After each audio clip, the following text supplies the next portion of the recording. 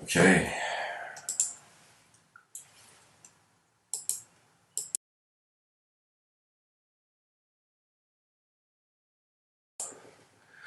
Hello, everyone. Welcome to tonight's episode. I'll get right into it. I think there's a lot to cover. The Silent Witness of Moving Worlds in Words. The title says a lot, but I'm going to kind of dismantle it, and I'm going to speak about one thing I was kind of looking at my whole life. Sometimes every day I wake up, it's kind of like visiting the memories of my own existence again.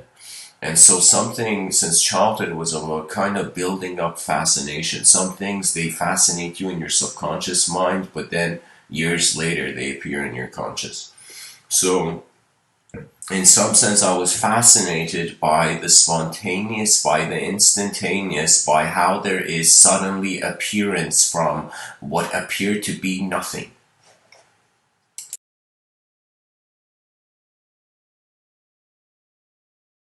And then I remember one night I got a thought that was one of those intense, heavy thoughts. And it was this thought that what if physical reality is imagination, not of our own, but let's say imagine if it was an imagination that's just fading slower. For example, if I tell you the word apple, you're going to see an image of an apple, but if I keep talking, eventually your attention will move on to different images, you know? So I was kind of wondering, we have this kind of relationship with our inner realms, with our subtler planes of abstraction, pretty much imagination, what we call imagination, and is that it is sudden appearance and sudden leaving.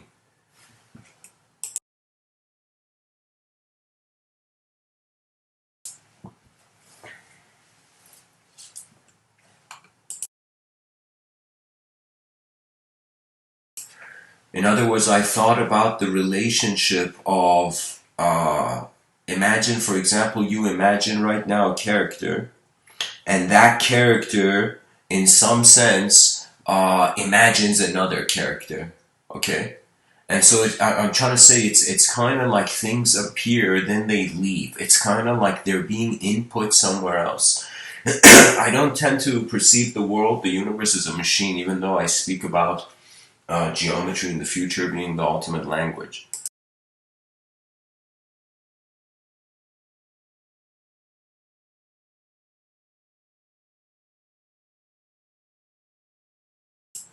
So I was wondering about what is this sudden appearance of phenomena.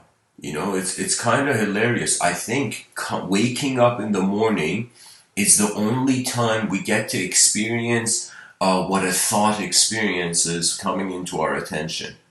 It's a sudden appearance. And this world is so dynamic, things change.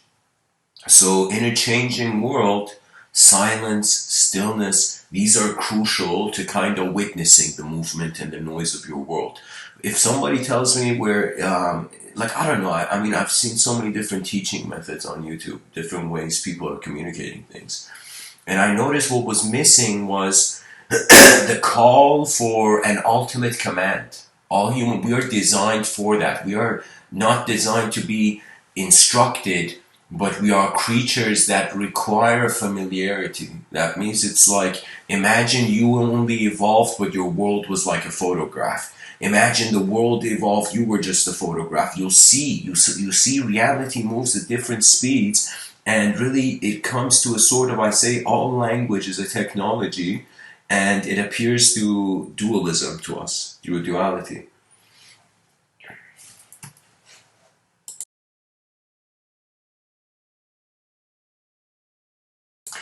My Anytime I wonder about what I am, I that witness, that attributeless witness, that means, here's the thing. All right, I'm moving too fast. Let me see.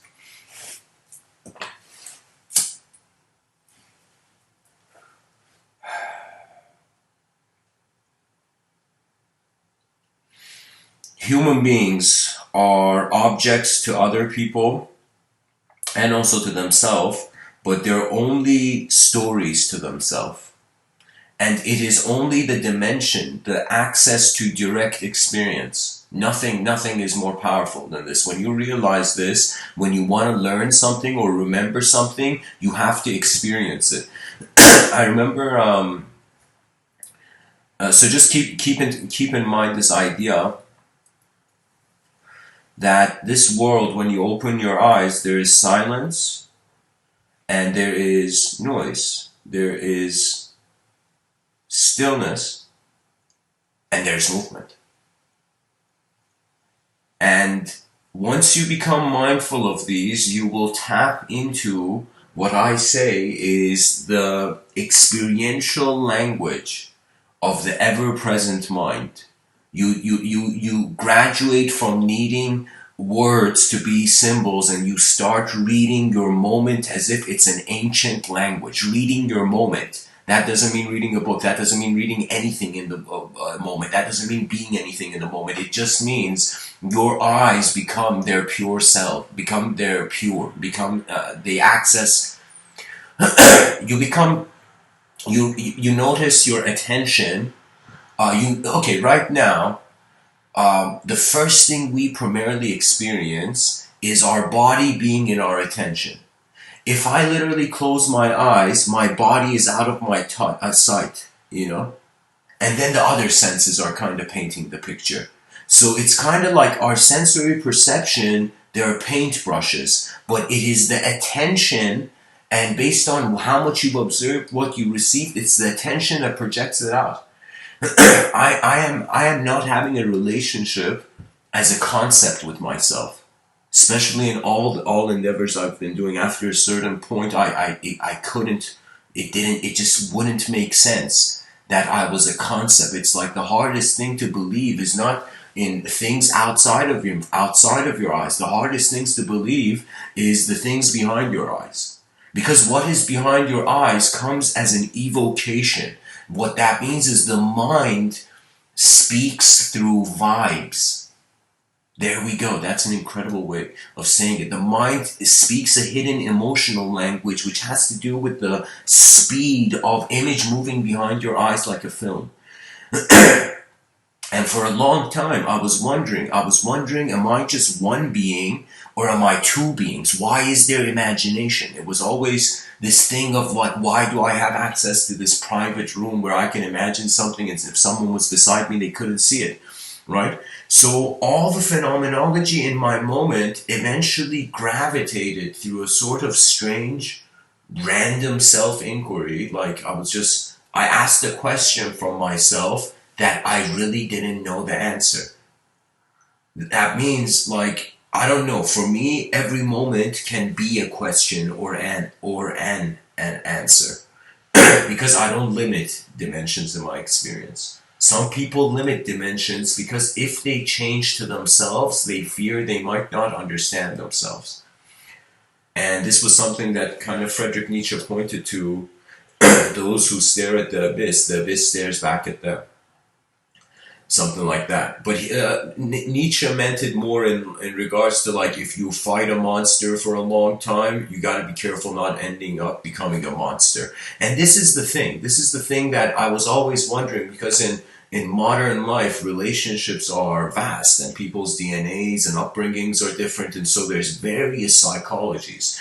That means if like an extraterrestrial conscious gaze, whatever that would mean to you, if the eyes behind the clouds, but not the eyes of God, in some sense the eyes of the other, were watching us, they would literally think we are, even though we are one species, it's like we're all different alphabets of the different letters of an alphabet of humanity. Every human being born is literally, you know what it is? I think we can't realize it, but it's similar to evolution. Just like how you gotta look at it from a distance, this gradual billion-year process of constant adjustments, I feel if we were to look similarly again, with that sort of depth of length of time, we would think that there is a collective being living as our species. We would feel the same time that we all feel individuals, there is one being also existing here. Do you know? And Terence McKenna, he said it in words that ever since he said it that way, he opened it up for me to speak about it. And Terence McKenna, the scholar, he said there's another tenant in the room, and I got, in some sense, it's like I was aware. I was aware that the unknown is not empty. It doesn't mean it's visible, but it's not empty.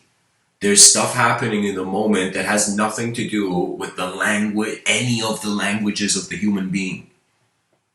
It may sound intense, but I'm telling you, we are alive at a time where there's two options. Either you, in some sense, take from the world and live for the self, or you take from the self and live for the world that you're only in once. You know, I remember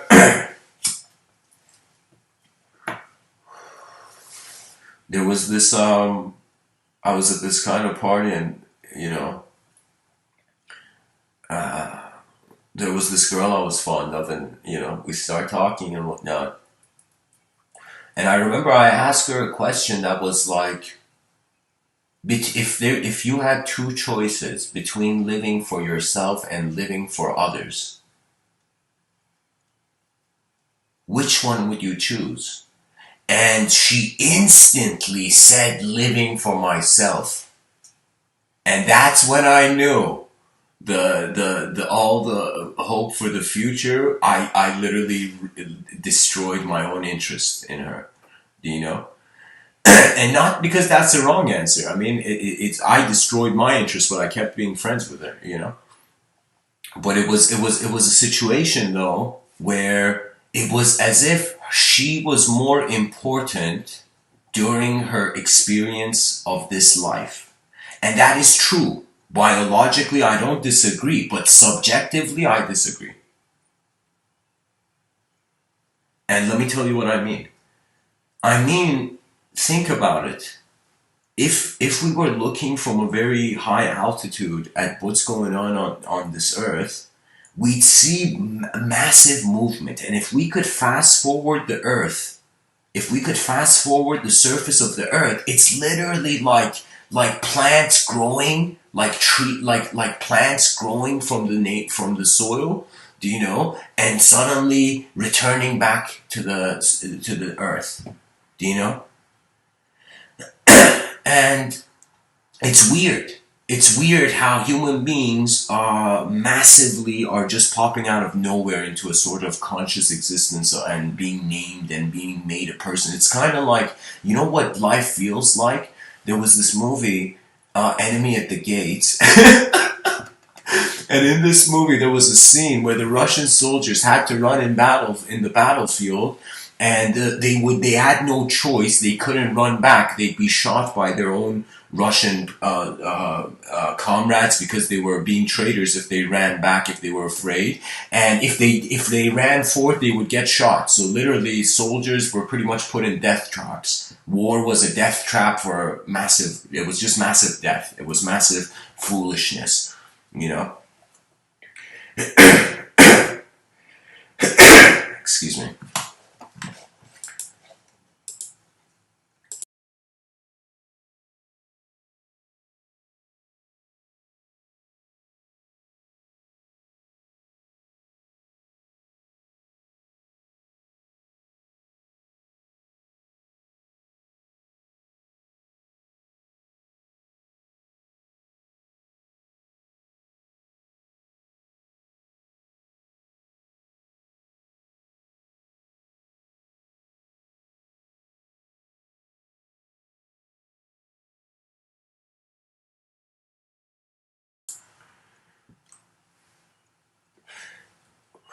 Guys, I just noticed something. In the midst of these talks, I might cough, and if it's too loud, maybe it's better for the listeners not to listen with headphones. Because I don't know how the volume adjustment would suddenly be.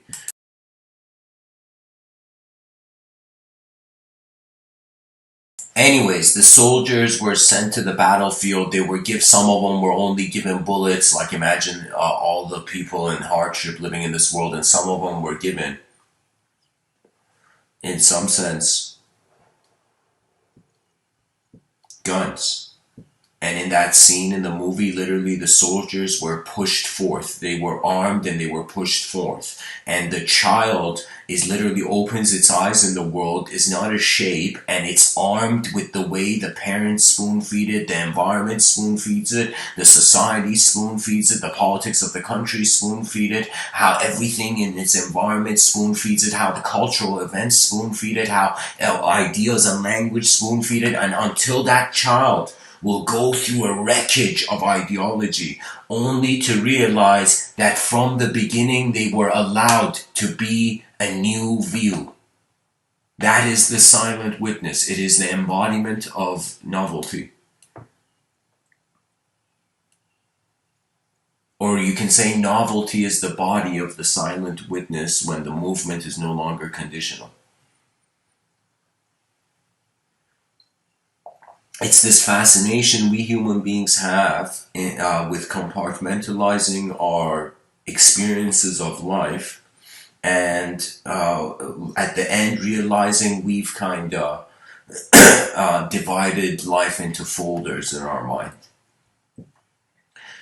For me, there came a strange relationship with words. I think what I would consider in my life that I've kind of looked at other people's life is that something at some point made me before like I went after the experiential metaphysics, but it wasn't. It was different. It was as if I kind of had accepted a defeat and I was just hovering in a state of mind, like an abode of that state of mind.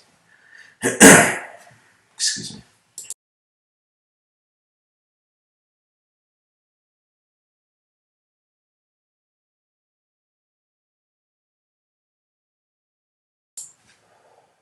It's just like, for example, a surgeon or a pilot, you know, airplane pilot. It's very crucial the concentration of their micro movements of their hand, you know. And so that's kind of like, I would say the silent witness is the same. It has to start. No, I don't want to say it has to, but in my experience, it always starts from something in the moment being more important than the rest.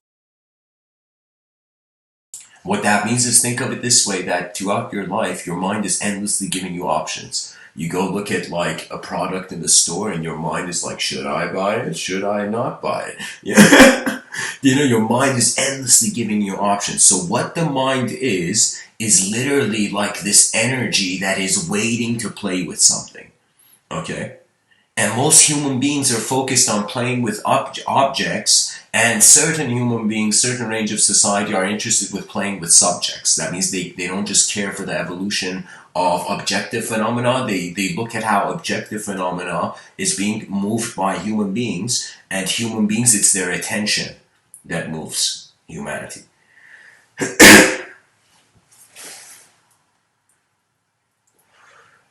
I found a mystery that felt like something that I felt no one and nothing had seen before. And when you find those moments in life, trust them, because they're not rare. They are rare states of mind.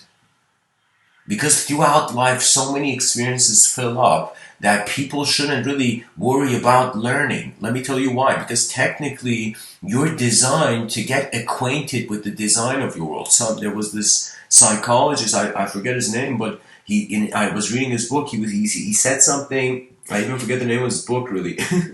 But I just remember the metaphor from the book, you know? And he used this metaphor where he said our memory, our mind, take it as, it's like, or let me say it, your memories are kind of like right now, when I remember my past, imagine my past is jello, like that's the, that was the metaphor in the book, okay?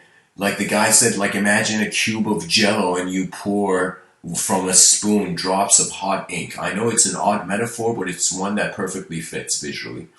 You know, and so you kind of see that when you pour that hot liquid hot ink on that jello, it makes a dent. It makes an impression. So it's like every time you remember your memories, you are making an impression on them. Every time I share a story here, and then, I don't know, like I give other talks and I feel the similar theme or angle is coming up. When I share the story, I'm sharing the story with different dimensions. It's as if it's like, if you sat down and said the word, for example, patience, the word patience. Imagine like you were like, all right, these people back in the day did mantras, let me just say patience. If you just sit and just say patience, patience, patience, patience, patience, you are hearing yourself saying the same thing, but wondering what differentiates each time. And the mind starts running, the engines of the mind start running, and your inner realms, kind of like the engines of your inner realms, playfully start running. You know, they fire up. And it's all about realizing behind your eyes, you cannot hide from anything. In front of your eyes, your inner life can hide from the outer life. But there's no point of hiding, because it's like you're alive once. Do you want to experience yourself, or do you want to experience the ideas others give you of the self? That's what I'm trying to take people towards. Your own experiences. Like, you're going to one day look at all language and see that it was a mirror for your own attention. And when you realize you are an unknown, literally, I feel in my school of thought, I would say that the mind is an unknown field, the body is a known particle. When the particles move, like in our conscious waking state, our attention goes on the particles having moved first, then the mind. But in your dream state, technically your body is asleep, so your mind is moving first. So technically dreams are how your mind is moving and your body is inactive. So in your dream state, have you noticed, has everyone you noticed this? I mean, some people can become conscious of it. I found a rare moment in a dream state. I became conscious that I was in my bed, even though I was in the dream in a totally different location. I became simultaneously aware because in this kind of dream that I was conscious in, I held my nose. I actually tried this, guys. I'm kind of like, it was a very fascinating one. I held my nose in my dream state, and that's when you still hear yourself breathing. That's when you know it's not a dream. That's when you know it's a dream. You know, I've had cool moments where I've awakened. I've literally woken up in the day, in reality, and I'm in my dreams. I have woken up consciously in the dream. And so it's like waking up after a dream like that and being like, mind, what are you doing? And that's the thing. The mind is living the opposite of your conscious mind. That means I feel, as I'm speaking to you, I see an individual, objective, biological body, but I also acknowledge simultaneously there is the exact opposite of this. Everything you see in this dimension is a twin. Earth is a twin dimension. People have to, this is a good way of saying it. Let me tell you what I mean by that. That means the dimension appears dualistic. It's like there is chaos and order, good and bad. Do you see? And I'm not saying all twins are like that, but I'm saying like twin adversaries, not adversaries, when twins become adversaries, that's a sort of yin-yang moment, do you know? And I realize it's like this, and you can call this even in psychology, let's create a term for it. Let's call it the twin effect. What that means is when you see someone else doing something, you want to get a new experience, so you go towards the new. So I feel people, when they have to commit, like right now, there's massive costume games going on our planet. And when I say costume games, I mean ideological costume games, and also physical. You know, I mean, fashion industries, like having an influence. I feel all industries will eventually come towards the educational system. The educational system is the sun of society, and its beams must echo towards the corners of it. You know, this educational system we have, now kind of running how schools are. This is not school. This is like an unupdated system. Literally, like I was trying to download some, install some streaming software, like a couple weeks ago, the one I'm using now, and suddenly the computer, the whole Safari, the whole software had to update before I could even install the streaming software. So the thing needed an update before commitment. And that's what people are waiting for. They're literally waiting for their civilization to update, to make moves, to just make a couple moves, and then people will rise to give the decency to the decent direction momentum. That's what I feel. I always saw the mob mentality, and I was trying to wonder why. And I realized because people are so, that literally we're on a rock in the middle of nowhere. There is like all activities are self-generated to some degree. Do you know? Meaning is self-generated. So it's like we are bored on this rock. And that's what people are going to realize. That right now, everybody's trying to get answers to questions. But we're going to realize the greatest thing we can do for the future generations is to come up with more questions than answers. Let me tell you why. Because it allows the future generations' eyes to be more open. You know? That means imagine 8 billion people, and each of them in their mind, they're functioning through questions and answers. That means they have certain confusions and they have certain moments of clarity. Now imagine all human beings valued the question for a moment. We were like, first, like there's some interesting questions you can ask about the nature of the concept of what a question is even. You know, why does a question need an answer? Why isn't the question its own answer? Why is the question even there? Is the answer in this dimension? Is the answer comprehensible? You know?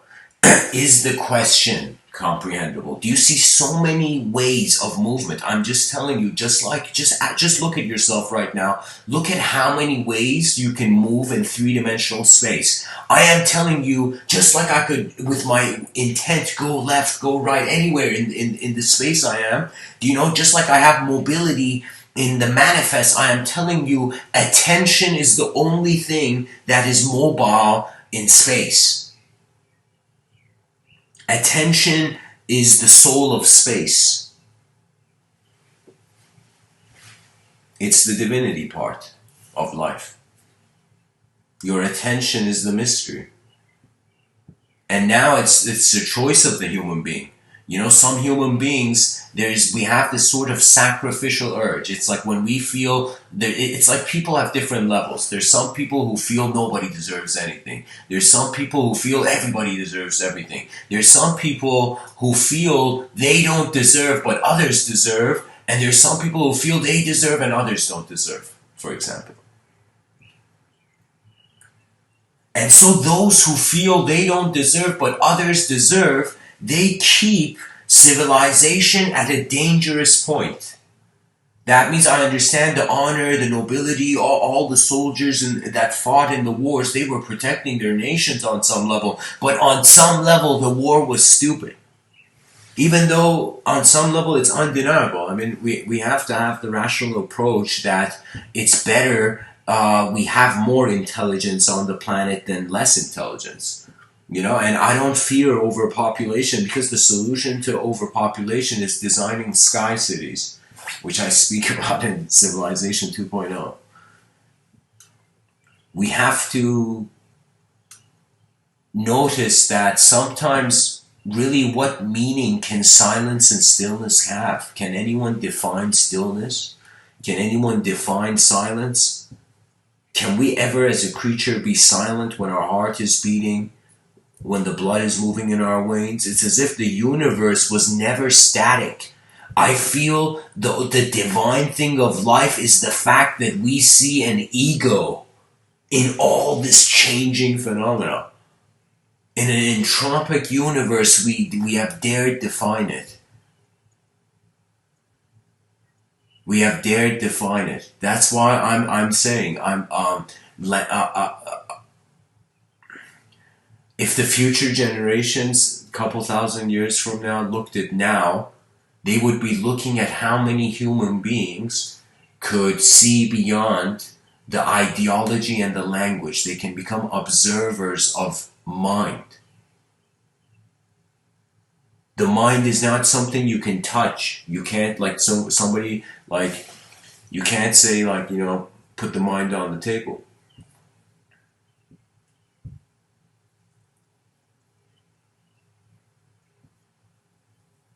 The mind is not an object, and Mr. Within is saying the future generations know it. It's not neither an object, neither a subject. The object-subject are codependent. What does that mean? That means when I look at this iced teacup, its existence is dependent on my attention to it. And human beings, I think there's this inner urge of performance in front of eyes that is more than our own universe. We want to constantly see beyond.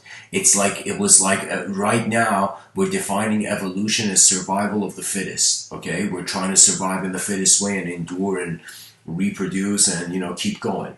But here's the thing, I think one day we're going to realize that we're not just surviving for the fittest, that the roots go deeper than that description. The roots of really what the evolutionary nature of reality is. Evolution is another word for change. And so we are thinking for billions of years we've been unconsciously changing. Recently we gained change.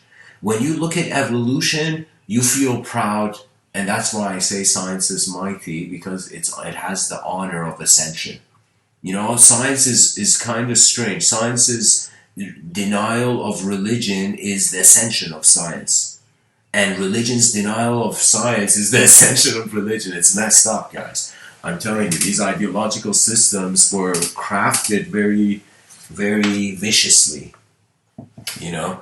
And that's why I'm not saying don't be a person without ideas. I'm just saying language is a technology. Learn to use it while you're alive. And how you learn is that you realize what is a word. A word, now this gets to the core of the title of the talk, I guess. What is a word? Now, everybody can give you their own description. There's so many dictionary definitions on it, but I will tell you a word is the mind of is the body of an image. Is the body of an image. It's the symbolic on paper, for example, or in speech, in sound representation of an image. So I know that when I'm speaking, this is why I'm telling people, speech is like painting. But it's painting momentum, movement. It's like painting through an internal cinematic language.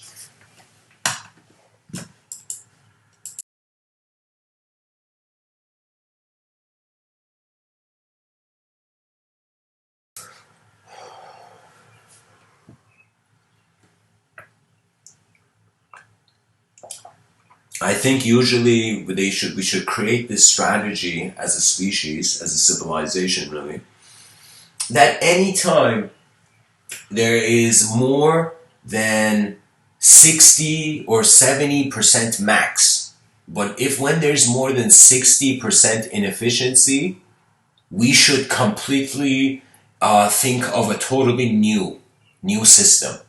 I think any system that goes above 60% inefficiency, and this is, of course, the world is huge. I'm just kind of in my own abstract way trying to approach the idea. But what I'm saying is, like, the word has a world within it.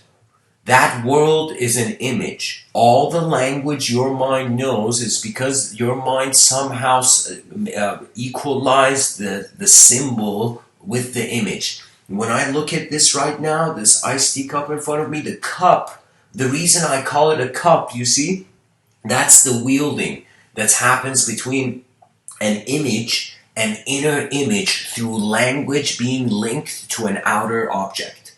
So language links subjects and objects together. It wields them together. Literally like wielders, you know? So studying language is kind of saying you trying to study your mind's engine. And meditation is another way of opening the hood of your karma, you know, and looking at the engine, looking at the constitution of how your attention in every moment is receiving and in some sense expressing. A view that really kind of, I don't want to say it makes karma evaporate, the concept of karma, but it's a very strange view. Karma is seen as a cause and effect. Cause and effect is seen through time. Karma is the result of some fixed value system's change.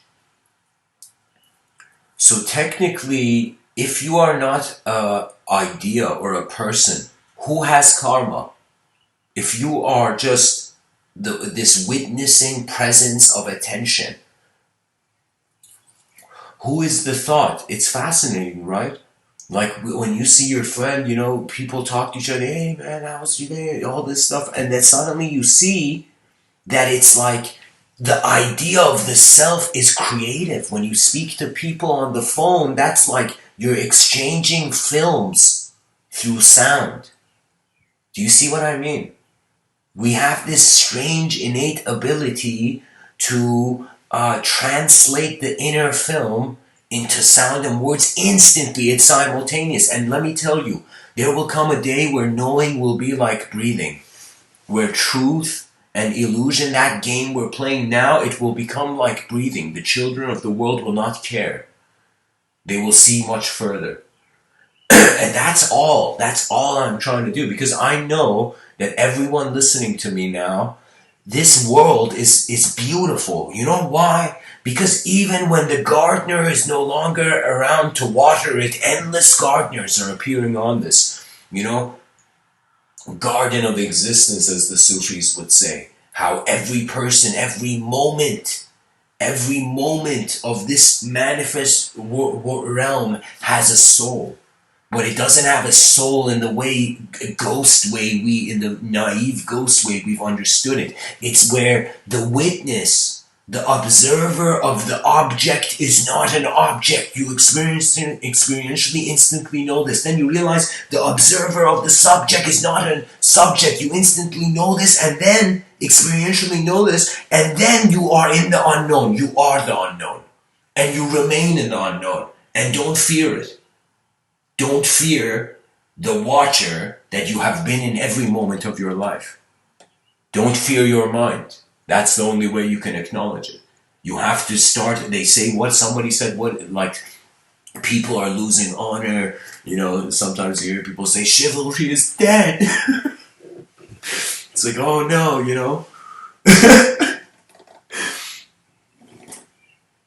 It's that when you realize your attention is your life, you will laugh eternally at your temporal tears. You will see man is energy first, then he is the stories he crafts on the skin of an invisible earth. Or tattoos on the skin of an invisible earth. The world is intense. There is certain movements in my inner realms I've experienced where literally let me tell you how it is, okay? Out of curiosity to those people listening, right now it says there's 5 people listening, 5 viewers. Strangely, I'm going to ask how many want to try and exercise right now. Like a meditation, not a meditation, but just a thought, like I'm going to just suggest like a,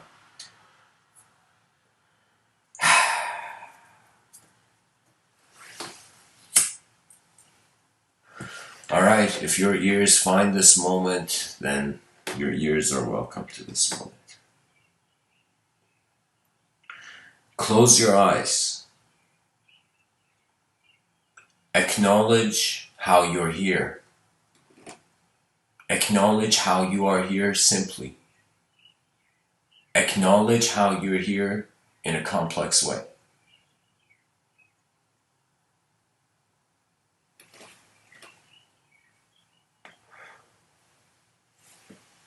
Acknowledge, or let me say, try to locate with your attention where silence and stillness are. And I would say you can share your answer, and then I can respond. But here's the question, guys. Locate silence and stillness. Close your eyes and tell me, where is the silence and stillness? We know where sounds are right now. These words I'm speaking, these sounds, they're right here, right? We hear them. But where is silence? And that's the question, you know? So try to locate the silence and stillness. I'm not even saying stillness and silence within. I'm not even saying the within part. I'm just saying, where is silence? Where is stillness? Where is emptiness? Where are these concepts that have appeared?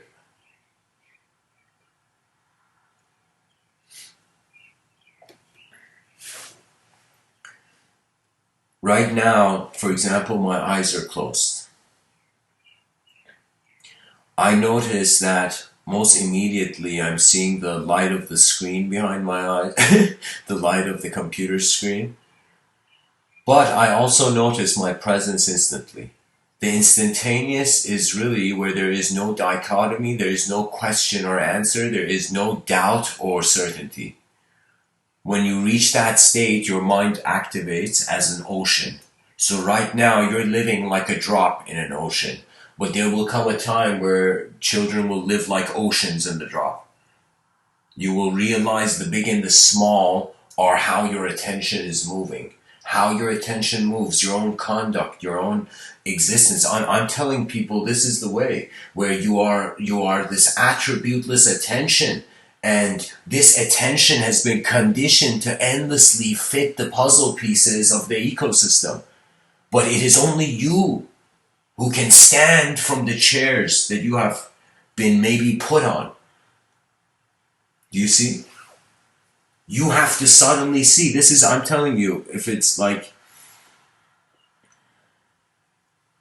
right now, I'll give you an example. When something goes in the inner realms towards non-existence, it does create emotion in the outer realms. If I close my eyes and I think about how I'm here, and I suddenly think about how I'm not going to be here, I may, like, there was the first time when I did that, you know, before I became comfortable with it, it was like, first time I did that, I shed a tear. It was like so poetic. You know, I wondered, oh man, after some point, I'm not gonna be here. Then I realized no living creature is here. So the value of our life is in our participation while we're alive. That means if there were other dimensions, they're like, yo, these creatures in there, in the three-dimensional space-time continuum, they don't even realize what they got. They don't realize the value of their world. Do you know there's some civilizations, poetically I'm saying this, that I've kind of visualized in my inner realms, let's say, to make it kind of easier for the listener to hear. Where those civilizations, they're not aiming for technological advancement. They don't care about technology. They're aiming to instantly go into a symbiosis with the world soul. That was a word they would use for it. If you were a Vedic yogi, you may call it, like, I don't know, Parabrahman or whatever. Truth was not a concept. It was not an object. It was not a subject. And then the last pillar is experience. And when you experience truth, most people say it is. That's why the concept of enlightenment exists. That means it is possible to be in this world and have such an awareness where it is like literally you're a creature in this world, and as you see, the ultimate, the most immediate sign is non-resistance. I will tell you, the most immediate sign is when the unknown moves. You know, it's like people, they move an object, no, they don't freak out. But if the object suddenly moves on its own, they'll freak out. You see how hilarious it is?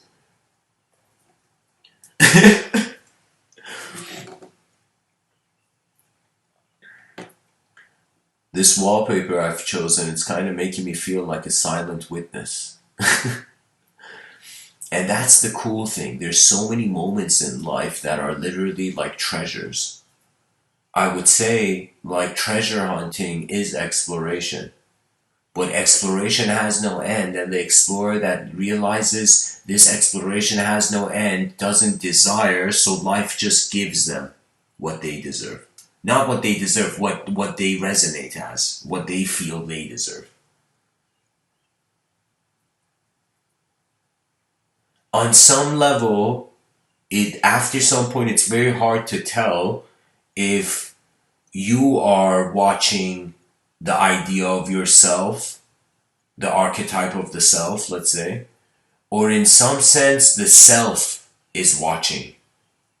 So what I'm saying is Meister Eckhart has this quote where he says, he's this Christian mystic, he says, I don't know, from like 1,000 years ago, he says, the same eyes I see God are the same eyes God sees me. And I was like, all right, let's see what that means. And that means how the inconceivable sees the conceivable, and how the conceivable sees the inconceivable is inseparable. It is the same. We are playing good and bad games in a world way more multidimensional than the language we have designed to fathom it.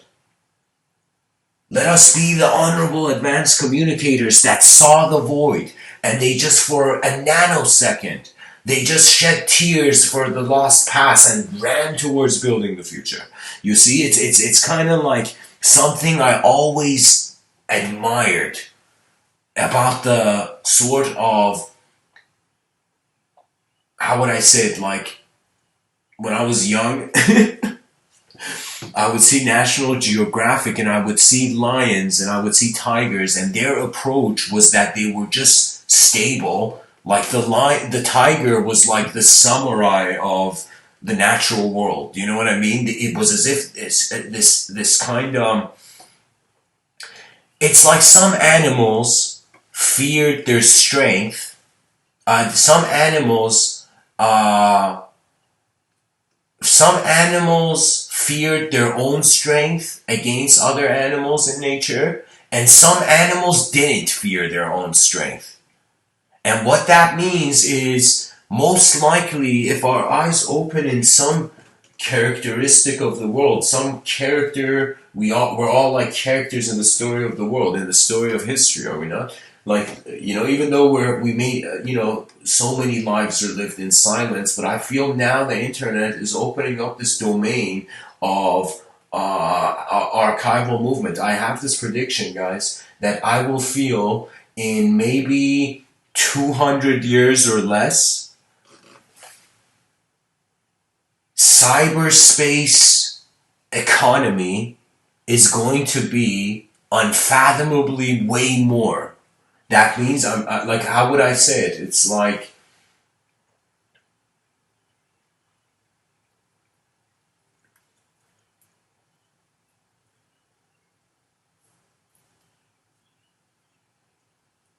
it's kind of like the sage.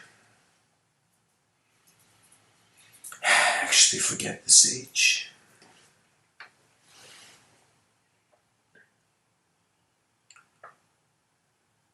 When I look at everything on some level, especially at times when I feel like, tired at the end of the day, usually, life goes back into pure design for me. There's a silence to it all just being here. As if there's a part of me that has no issue with just being. It's just so simple. It's like we're all being. We're all existing. So existence, nobody really has an issue with existence. We have an issue with how we experience our existence. And so people are trying from their inner realms to constantly shift their outer realms. And they're doing it through images rather than realizing you're kind of like this antenna. You just gotta chill out and look at life properly. And not fear how the attention is unknown. Right now, as I speak, I'm telling you, I never, like, you can't measure, like, you can't get a teacup and, put it in the river, take it out and say, I got the whole river in my teacup, you can't, so that the mind is immeasurable in that way. It's too dynamic to be measured. Literally, there is nothing to measure because it's changing. The mind per se is how the antenna received the signal, and now in this sort of inner space, we're honestly like, I feel right now we are psychology, but soon we're going to realize we are the communication between two different dimensions. We are an oscillation between the known and the unknown. And the silent witness is the only way where you can at least notice life to be a simulation, to wonder if there's a presence before it, you know?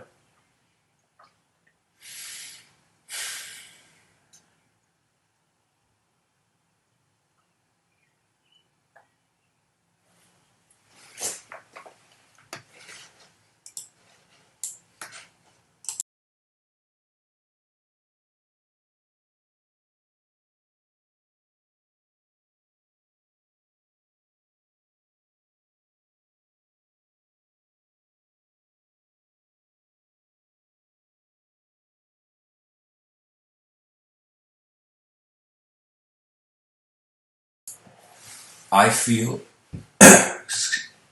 excuse me.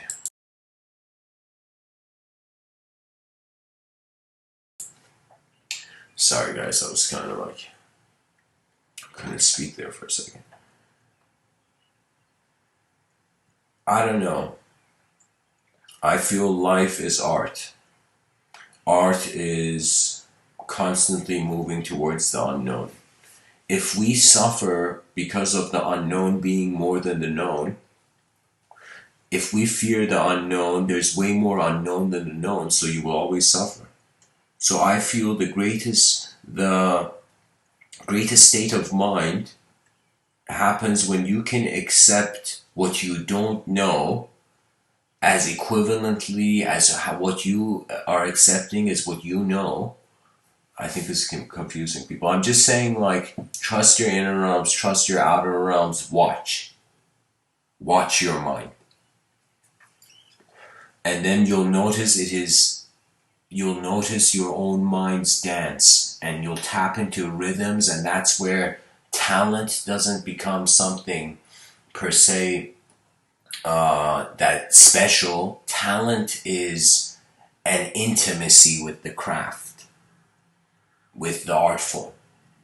So I'm saying now, treat your mind like it's like, imagine we have martial arts, imagine we have mental arts, mind arts, And what does that mean? That means just like the martial artist that constantly goes and tries to master its technique, similarly, we're trying to get acquainted with what our ability is. And I found it hilarious. When I was young, I was very shy and I was very silent, That means even in my, when a person says they are silent, that means, I don't know, I feel I watched more than I spoke. But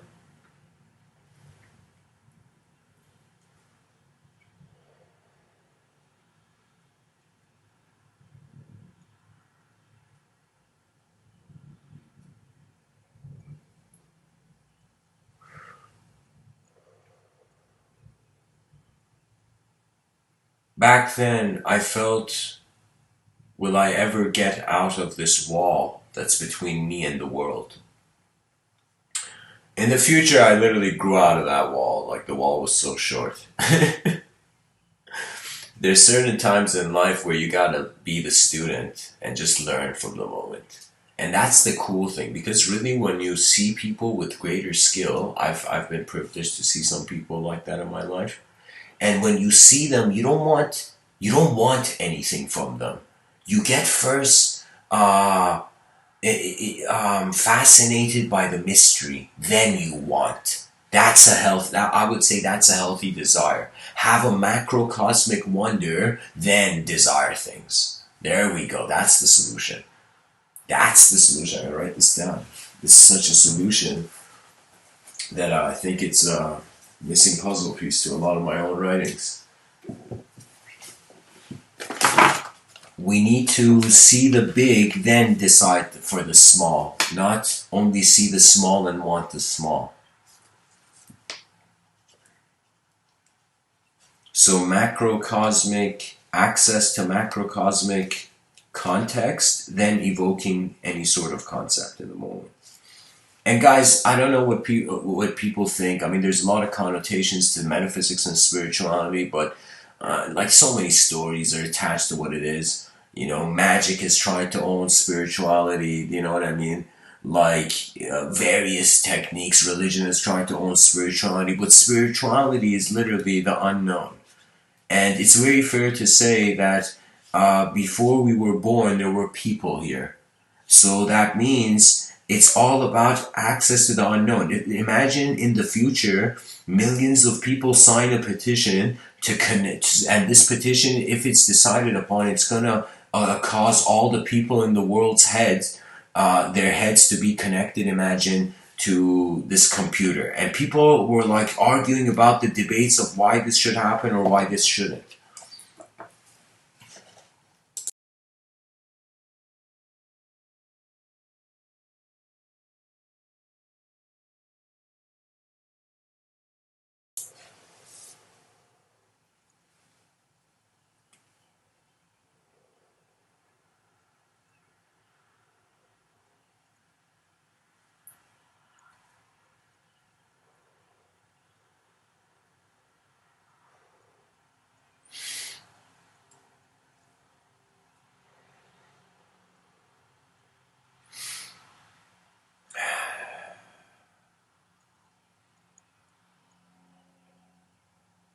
Your mind has secrets that no one else can see. Your inner realms are how you are when you are alone. Your outer realms are how you are when you consider other minds, other potential factors. For me, it's like this. When I'm alone, feels like known variables. I know everything. I know what's going on. I feel content. You know, that's why so many people, they are like, yo, I'm an introvert. This introvert extrovert thing doesn't exist. You change as a person throughout the years, you know. So what this is really how well we've looked at the world and then how we decide to engage it. So I can say the introvert realizes that being alone, sometimes it's a shielding thing too, you know? There's times where I have some friends, some really close friends, but sometimes I've kind of said to them, you know, I'm going on this silence fast. I'm going through this silence fast. That means literally I go through these like periods of time where I just don't speak to anybody. And then I rest in my own silence. I communicate. I mean, when I say I don't speak to people, it's not that I don't go and live in the day and continue my work. I'm saying like, I don't engage. I don't touch the world when I wake up. And that's a strange concept, but I mean, my mind doesn't touch the world. I let the world out of courtesy to make the first move, then I set myself and evoke myself into motion throughout the day. And I feel like, what is the mind? It's an endless strategy developer. You know? And observance suggests the strategy. Sun Tzu says the general that sees the balance between heaven and earth wins. That means when you see heaven and earth, you have seen more than the other. That means if there are two generals fighting, they were so metaphysical back in the day where it wasn't just soldier power or what the general had to work with. It was more like what would I say? how would I say it? It was more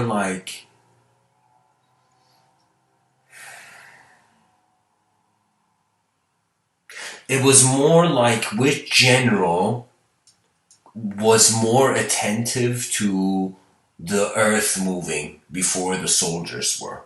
I would say that would be a closer way of saying it.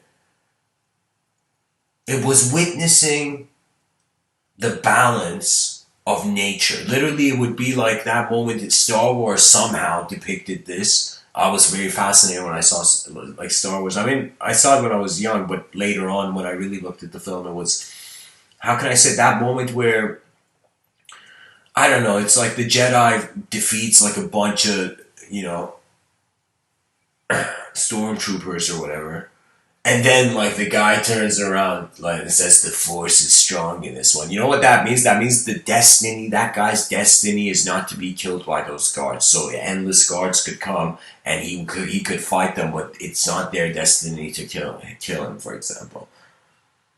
So you see, for example, there are some people. I was thinking, like, there's something that we have to be careful. It's a sort of subconscious solipsism. Destiny strangely becomes a sort of subconscious solipsism. The way I use it, destiny, as if things have a geometrical program they're running through. Like, I would definitely tell you we are in a geometrical universe. Geometry is way more the reality than us feeling this human simulation hood. And this could be an incredibly complex concept because I'm saying we are the simulation of a geometrical dimension that is alive. This is a potential, guys. I'm just sharing a hypothesis. But I'm saying, like, geometry is, when I say it's the next great language of all languages, what I mean by that is it is the language of nature. And if you don't believe me, I'm going to show you something right now. Let me show you the language of nature, guys, why I say geometry is the language of nature. That's why. Those are snowflakes. These are snowflakes, guys. Can you believe that? And check this out. They are like three-dimensional objects. You see that? Do you see a three-dimensional object here, like a cube in the middle? Guys, the chat section is so quiet. It's okay. So yeah, guys, that's hopefully you could see it in the wallpaper. The geometry of this world is fascinating. Just look at that geometry. Geometry is like how the code of the soul is written through. It's written through geometry, I feel. Like, look at this, guys. Look at this snowflake here with the one at the bottom right. Incredible. I think it might be even better here. Wow.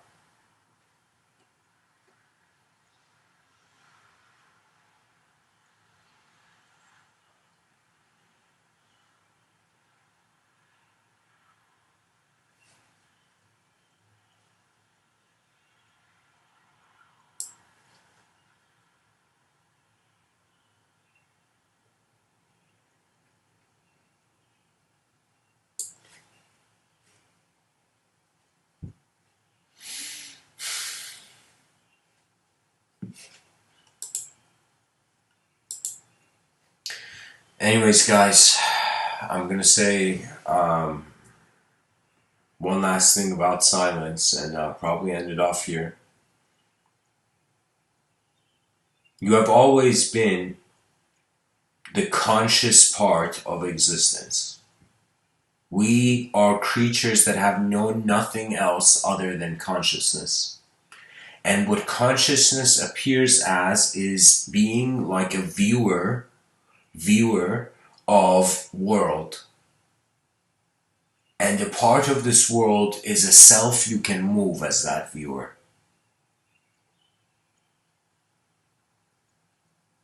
So when somebody reads a book or when you're hearing these words, these words in them, they're kind of painting the picture of a moving world, and the silent witness is the receiver. You receive life through silence. You see everything through noise. You become everything. So learn to be an expert watcher of your own moment of being. And it's like, what can your true nature can't be hidden to you. When you care for something, life has opened doors before you know it. Anyways, guys, thanks for tuning in. Much blessings and namaste. And acknowledge your mind. It is the privilege of a lifetime. And it harbors within it rhythms that will lead to the innovation of the next advanced civilization.